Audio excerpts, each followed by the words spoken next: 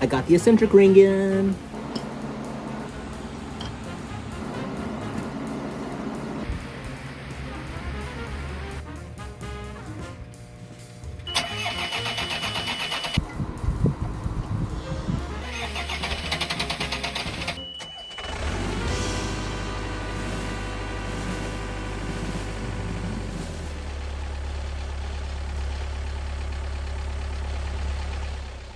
It's another hot, humid, and sunny day here in Florida. And we're sitting in a marina, so we don't get a breeze. In the last video, I got this eccentric ring stuck in the housing, but I managed to get it out. And so now, what I need to do is, there are these divots and such from a bunch of impacts into it from trying to hammer it down. And so what I'm going to do is, I can't remove the divots, but I can clean up the sharp edges. So I'm going to try doing that, then I'm going to clean it, and we can toss it in the freezers to make it tiny.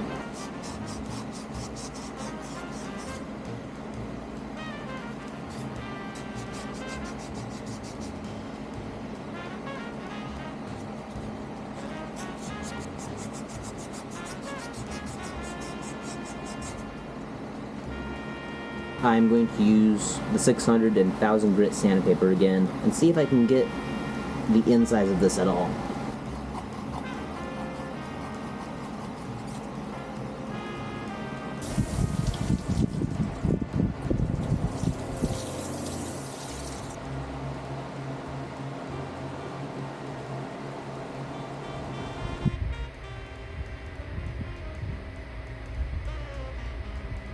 Guess what? I got the eccentric ring in, and that took way too much effort. What I ended up having to do is, I had to take the housing, and I had to put that in the sun, and let that heat up. And then the eccentric ring, I put in the freezer, let it cool down as much as I could. Then, a little bit of P9 on the bore of the housing, and I was able to mostly slip it in. Working with my dad on it, screwdriver and hammer, and just like light taps around trying to push it down in. That is the hard part, and it's done. Best part is, it should be all properly aligned. The screws are able to thread, so I've already gone through the cleaning and everything once, but I need to do another cleaning, so I'm just gonna fast forward to getting some last bits of grit out of it. Slide this guy in.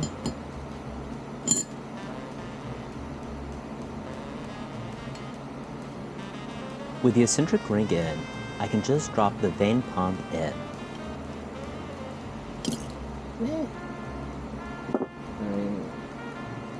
Then, I can drop the drive shaft, roller cage, and the timing piston into the housing.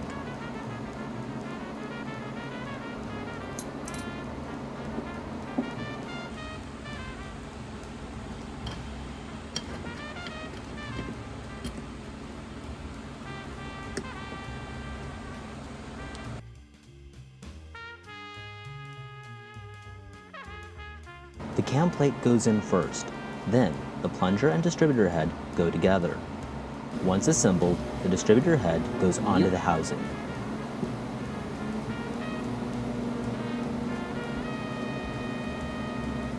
I dropped the delivery valves in. Take the valve, drop the valve in, take the spring, put the spring on top, and then take the holder, holder goes on top. If I remember right, those are like so. As I begin to close the pump, I can install the governor shaft and the flyweights. Following the flyweights, I sneak the governor lever in. All the internal components are in, so I can now close the pump by putting the cover on.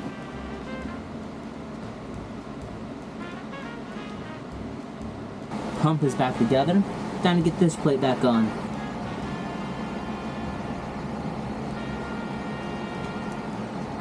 Pump is now fully assembled. Got this backing plate, this back face, whatever we'll call it, on. I'm now gonna put the gear on. Just put it in the Woodruff key.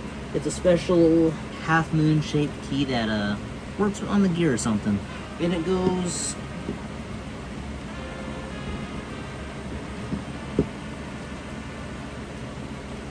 lock washer. On goes the nut.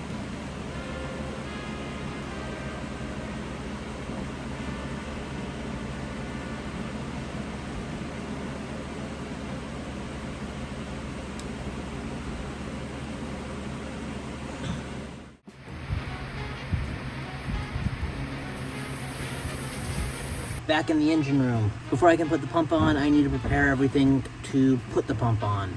And so first thing I'm gonna do is I'm gonna clean off some old liquid gasket so that we have a clean surface, so that as soon as I have the pump on, I can go ahead, do the new liquid gasket and close everything up. Yeah, so I don't know how much I'm gonna actually show of that, so maybe you just get like a time lapse or something. All right, check in when I'm done.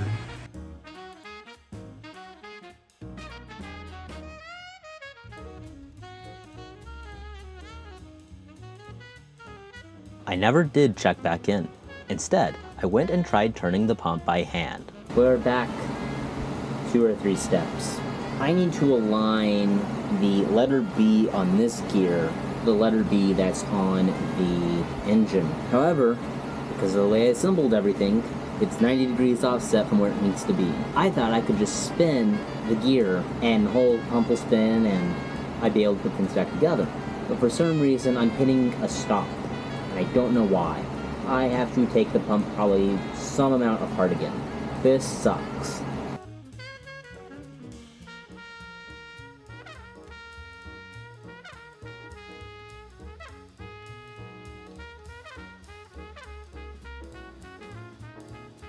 Alright, so I don't know what's going on. I just know there's too much pressure on the distributor, on the cam plates.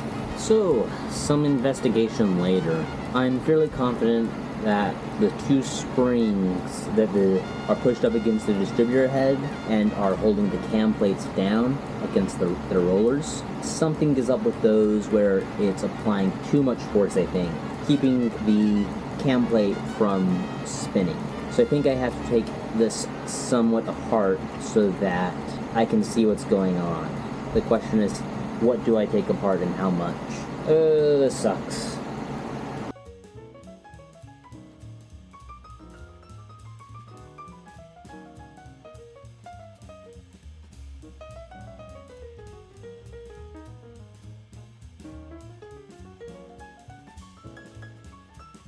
Hey, we're in the engine room! And after some serious finagling, we have the pump supposedly ready to go back on the engine. So, I'm enlisting his help to do this, because I need to be on the front trying to align the timing gear, but I can't hold it while I'm in front of the engine. So, I've enlisted him as my crane. You ready? Yeah, I'm ready. Alright. So, let's do this. Yeah!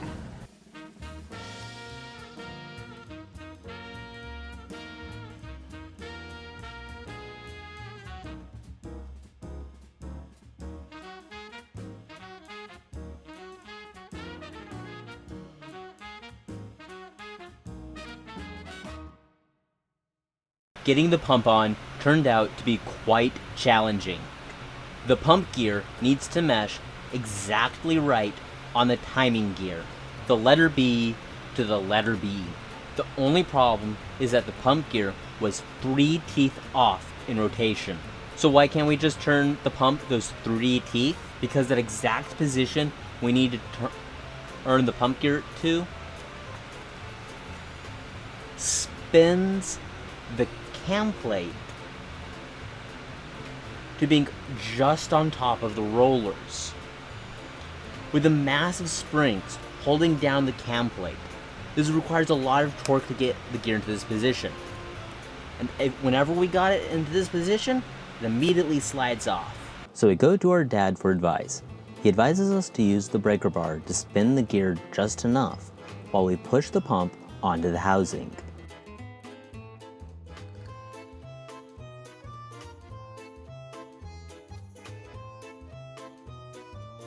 Alright, in the engine room, and today we are putting the cover plate back over the gear pump gear. something like that. Anyways, we have to use this special stuff called Permatex or whatever. It's just liquid gasket. Gonna put that on and put the plate on, tighten everything down finger tight, let it sit for like an hour, and then tighten everything down to spec. That part will be done, and we'll be one step closer to having the engine running again. Right, so let's get to work.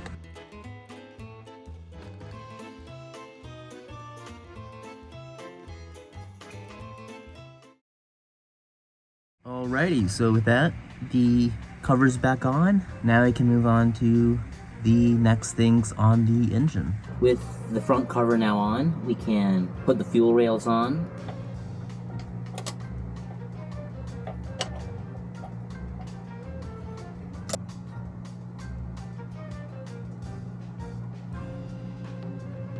Hook up the inlet and the outlet up to the pump.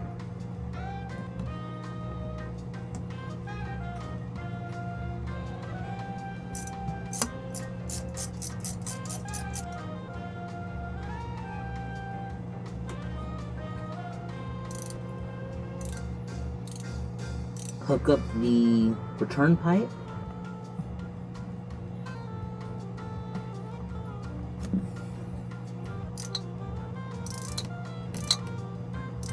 And hook up the throttle cable.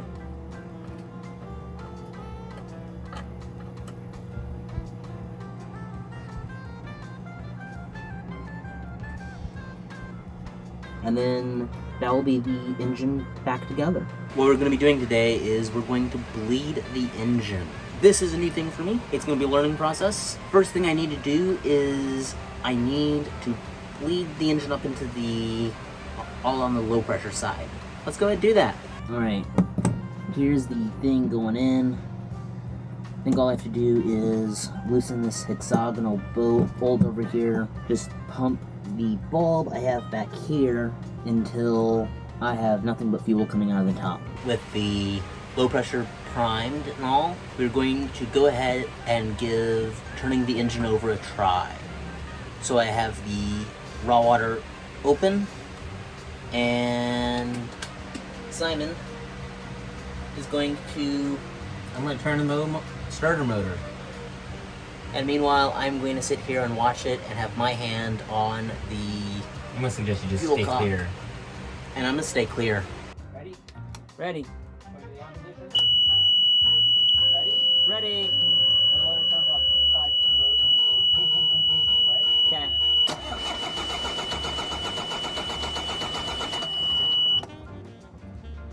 Yeah, so that didn't work out. So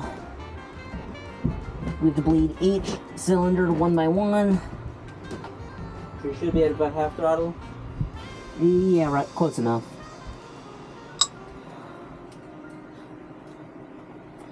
So I'm gonna start with number one, work our way through, and yeah, let's see how this goes. It took a few tries to bleed the engine. Ready? Eventually, we stumbled into getting fuel to spray out of the rails.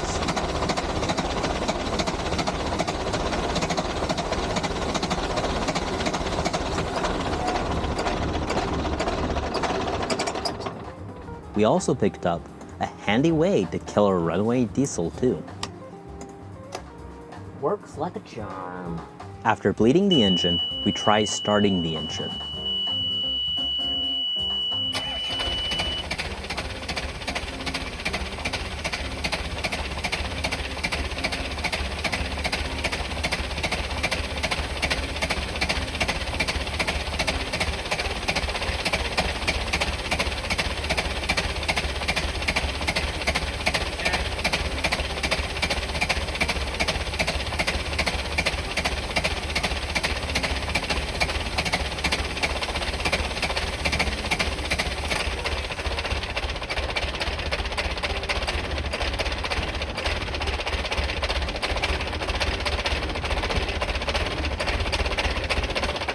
Something is not right.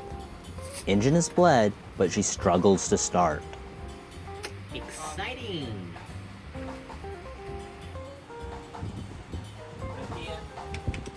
30 seconds, right? 30 seconds. Yep.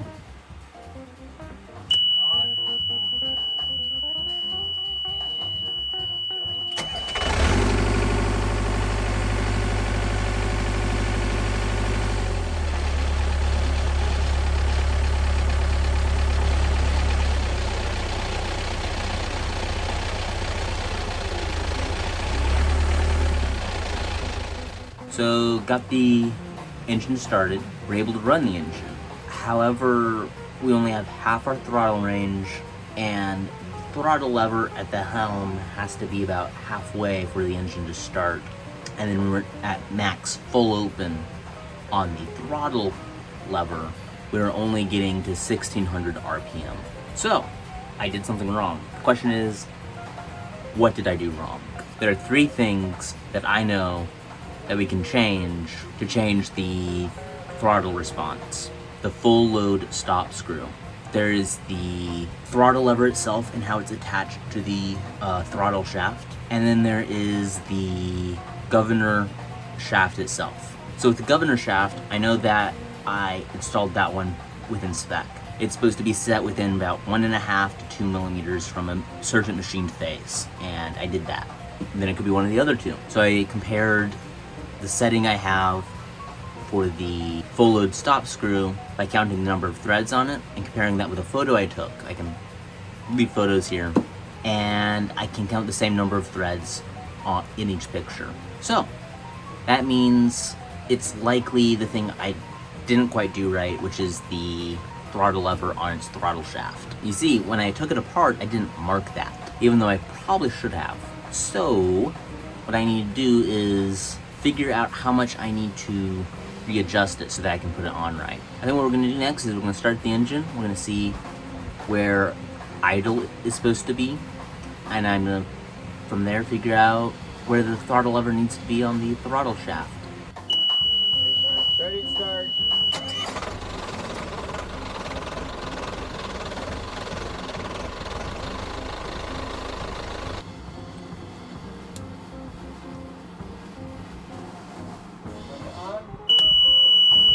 Ready to start.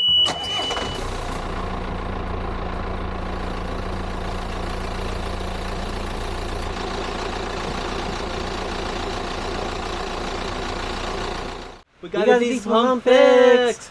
That leaky diesel pump has been a thorn in our side for months now. So happy to finally have it fixed. Yeah! Anyways, let us know in the comments down below if you would take this project on yourself. I don't know if I would, but We just did it! thank you for subscribing. Please leave a like. Thank you for watching. See you next time. Heh.